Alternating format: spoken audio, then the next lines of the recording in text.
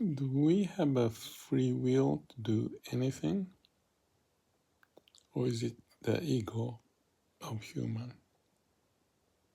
If there's God, I don't want to think in terms of the God, but the nature, the way of how everything functions,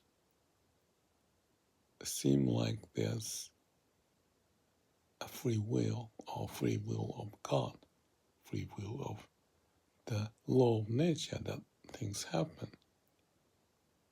This amazing, splendid fact that we are here, flowers, trees, birds, all came, and people talk about nirvana or heaven. Isn't it the expression of the nature